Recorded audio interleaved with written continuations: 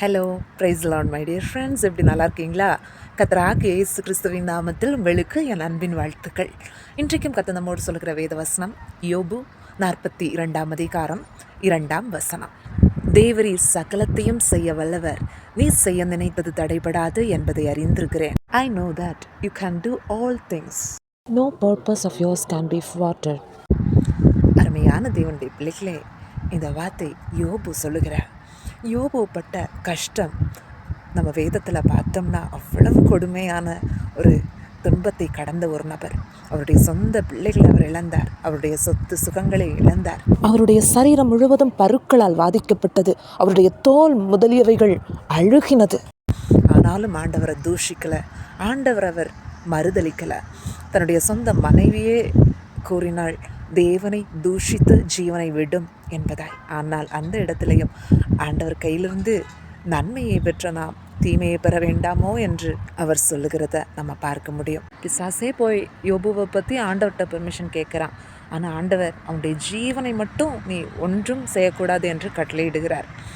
ஆனால் அந்த துன்பத்தின் நடுவிலே யோபு கடந்து செல்லும் போதும் ஆண்டவரை தூஷிக்கவோ ஆண்டவரை மறுதளிக்கவோ இல்லை. அவனுடைய நண்பர்களும் அவனுக்கு எதிராக பேச ஆரம்பித்தார்கள். எல்லாரும் எதிரான போதும் ஆண்டவர் யோபுவை கைவிடலை.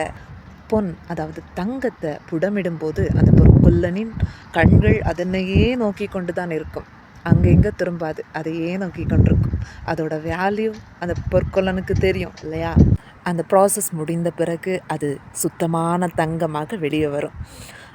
அதே போல் தான் யோபு சொல்லுகிறார், நான் போகும் வழியை அவர் அறிவார், அவர் என்னை சோதித்த பின் நான் பொன்னாக விளங்குவேன் என்பதாய். யோபுவுக்கு எதிராக அவன் நண்பர்கள் பேசினதினால் கர்த்தருக்கு அவர் நண்பர்கள் மீது கோபம் வந்தது.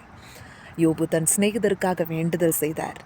கர்த்தர் அவருடைய சிறையிருப்பை, யோபுவின் சிறையிருப்பை மாற்றினார்.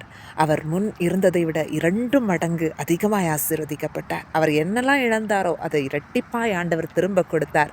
அவர் முன் நிலைமையிலும் அவருடைய பின் நிலைமை அதிக ஆசீர்வாதமாக இருந்தது. அருமையான தேவனுடைய பிள்ளைகளே, இன்றைக்கு நீங்களும் சிறை இருப்பின் மத்தியிலே கடந்து போய் கொண்டிருக்கிறீர்களா? கட்டப்பட்ட நிலைமையில் இருக்கிறீங்களா? நீங்கள் இன்றைக்கு ஆண்டவரிடத்தில் விண்ணப்பம் பண்ணுங்க. ஆண்டவர் உங்கள் சிறையிருப்பை, உங்கள் கட்டுகளை உடைத்து நிறைவான ஆவியானவர் வரும்போது குறைவுகள் எல்லாம் ஓடி போகும். கர்த்தராகிய இயேசு கிறிஸ்து தாமே நம்முடைய வாழ்க்கையிலே அற்புதத்தை செய்வார். நமக்காக ஜீவனை கொடுத்தவர், நம்மேல் நினைவாக இருக்கிறவர், நமக்கு நிச்சயம் நன்மை செய்வார். ஆம், நம் தேவனே சகலத்தையும் செய்ய வல்லவர். அவர் செய்ய நினைத்தது ஒரு நாளும் தடைபடாது, யாராலும் தடுக்கவும் முடியாது. இயேசுவுடைய கிருபை நம்மை சூழ்ந்திருக்கிறது. பரிசுத்த ஆவியானவரை தொடர்ந்து வழி நடத்துவாராக. கர்த்தர் இந்த வார்த்தைகள் மூலமாய் நம்மை ஆசீர்வதிப்பாராக. ஆமென். God bless you all. Bye bye.